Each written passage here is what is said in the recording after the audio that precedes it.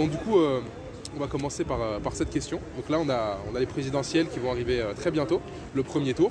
Est-ce que vous avez une méthode, donc sur quels critères vous allez vous baser pour sélectionner votre candidat? Ou alors, peut-être vous avez déjà sélectionné peut-être? Ah, j'avoue que je fais pas de vote. Comment? Je vote pas. Ok, mais il n'y a pas besoin de voter. C'est-à-dire si quel critère vous touche le plus par rapport à un candidat? C'est son programme, l'affect que vous avez, son parcours, ses idéaux, son parti. Il y a plein de critères en fait. C'est lequel qui vous touche le plus personnellement? Ouais, c'est programme alors. Le programme? Ouais. Ok. Très bien. Mais on sait qu'il y a beaucoup de politiques qui peuvent utiliser ce programme comme un outil marketing. Est-ce que vous pensez que c'est le cas ou pas? Marketing. C'est-à-dire un outil, par exemple, qui vont dire ce que le peuple a envie d'entendre pour être élu. C'est ça que j'entends, Ouais. un outil marketing. Ouais. Ok. Ouais, Vous en grave. pensez quoi de ça, justement, de ce phénomène? Ça sert à... Enfin...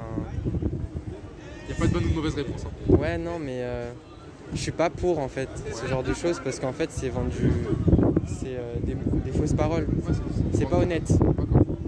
L'honnêteté d'un candidat, c'est important. Très important. Et plus se baser sur son Parce parcours. que les gens vont penser qu'il dit des choses qu'il va faire ou autre, Ouais. alors que pas du tout.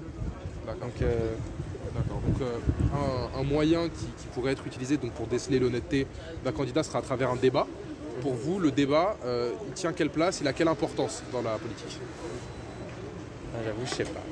Il n'y a pas de problème, vous inquiétez pas. Désolé, hein. Non, il n'y a pas de souci, comme je vous l'ai dit, il n'y a pas de mauvaise réponse et on peut répondre je sais pas.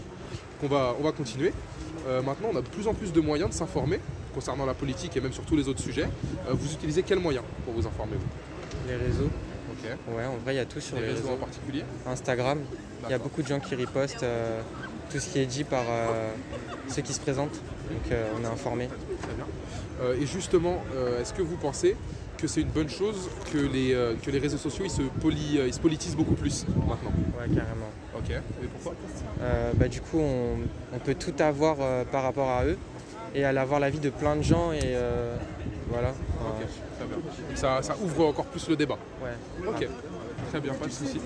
Donc on va terminer avec cette question. Donc là actuellement en France, on voit que les politiques ont décidé de maintenir, et le gouvernement a décidé de maintenir une politique sanitaire qui est assez ferme comparée à nos voisins européens. Qu'est-ce que vous en pensez? Comment vous vous placez par rapport à ça? J'ai pas compris la question. En gros, la France elle a décidé, pour reformuler, de maintenir une politique par rapport au Covid qui est ferme, avec des mesures qui sont fortes pour justement empêcher la propagation de l'épidémie, contrairement à certains autres pays d'Europe qui sont plus laxistes. Vous, qu'est-ce que vous en pensez? C'est débile. Parce qu'en vrai, on peut vivre avec.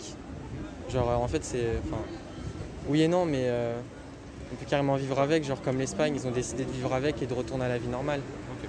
Donc, je trouve que c'est complètement C'est une con. erreur. Ouais, carrément. Ok. Très bien, très bien.